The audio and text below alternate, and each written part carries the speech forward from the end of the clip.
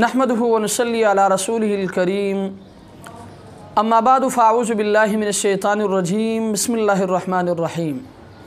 अल्हम्दुलिल्लाह, आज एक मरतबा फिर ज़कात के एक अहम मसले के साथ आपके सामने हाज़िरी हुई है।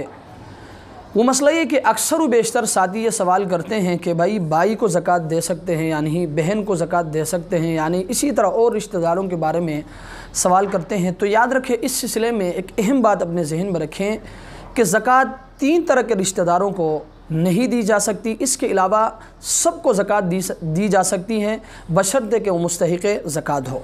वो 3 तरह के रिश्तेदारी है। नंबर 1 उसूल, यानी जिनसे आप पैदा हुए हो, माँ बाप, दादा दादी, नाना नानी वग़ैरह वग़ैरह वग़ैरह। और इसी तरह फ़ुरू। नंबर 2 फ़ुरू, यानी जो आपसे पैदा हुए, बेटा बेटी, पोता पोती, नवासा नवासी वग़ैरह वग़ैरह।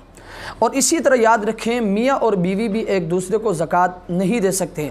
तो याद रखें, इन 3 रिश्तेदारों के अलावा किसी भी तरह के रिश्तेदार को आप ज़कात दे सकते हैं बशर्ते कि वो मुस्तहिक़े ज़कात हो। अल्लाह तबारक व तआला हमें समझने की तौफ़ीक़ अता फ़रमाए। व आखिर दावाना अनिल हम्दुलिल्लाहि रब्बिल आलमीन।